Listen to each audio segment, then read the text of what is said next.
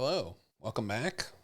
This is not the typical vlog I would do normally, but I'm home today, so I thought I would play with the computer and maybe do something maybe that's on everybody's mind, play with ChatGPT a little bit. One of the things I want to do in this short video is just kind of talk about why ChatGPT is so scary to people. I can understand why. I have a theory why, but I can't understand why. But I have reasons for why I think people are scared of it. So I'm going to ask ChatGPT a question, and I don't think you can read it like this. So maybe I will do. I'll add another scene. I do like. There we go. All right, so I'm going to ask it. Is St. Patrick's Day, because that's when I'm recording this, an actual Irish holiday, or is it more of an American holiday? Now, this kind of question is a good one, I think. Here, let me zoom in here for you so you can read this really well.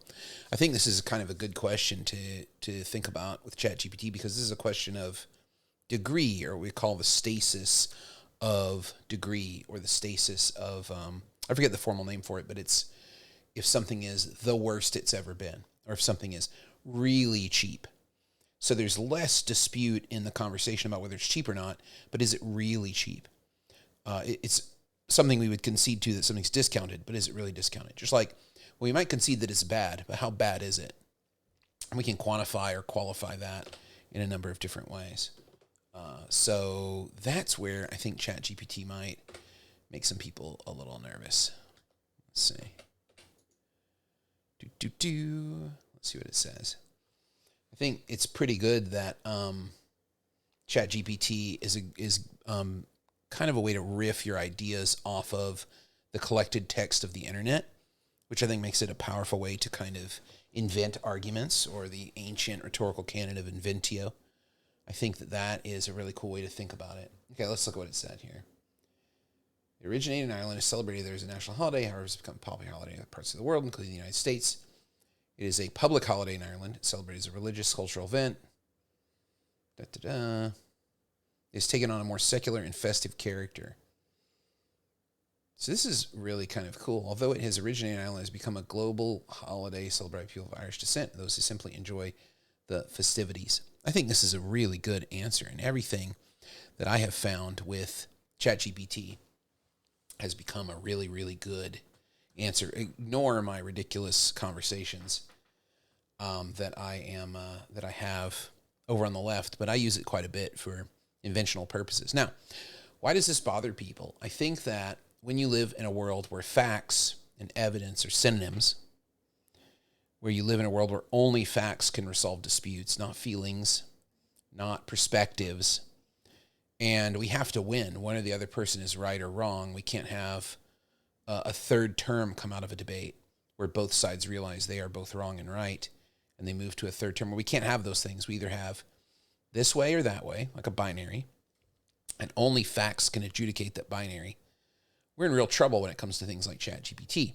But maybe ChatGPT will encourage us to make more complicated assessments of what we're hearing and seeing and reading. That is, if we want to make it look as if our work was not generated by ChatGPT and not generated by AI, we will have to turn to the ancient modes of proof. We'll have to turn to emotion and credibility and performance, things that the sophists used to convince people of the validity of their arguments, that their arguments were good, that their arguments were worth listening to and worth believing in. Moving to that idea of worth believing in versus is it factual or is it not factual? Are those facts generated by a political bias source or not? This is a very thin set of tools to work with when you're looking at things that people would want to know, like questions of degree. Looking back at this again, this stasis of degree here, this is a great answer. But in order to make this appear to be something that wasn't generated by AI, when I write my own argument, I can cite this. But more importantly, what I'll need to do is add the human element to it. I'll need to add in things like intensity, emotion, personal perspective, the aesthetic part of it that ChatGPT can't access. I think those are some ways to think about getting around some of the concerns with ChatGPT. So that's what I was thinking about today is this is really going to revolutionize the way we communicate, but it's also going to provide the necessity for a more conceptually rich scheme of tools and abilities in order to show people that we are worth believing and that our ideas have merit. And it's going to have to go beyond the facts, since now the facts will be so commonplace that everyone will say, well, that's just an AI response. And that'll be a new reason to reject the facts. Facts can serve as evidence, but not all evidence is facts. There's all kinds of reasons why one would think a position was reasonable. And those reasons come from human experience, shared perception, shared events, shared moments in life, and things that people can resonate with rather than whether something is factually true.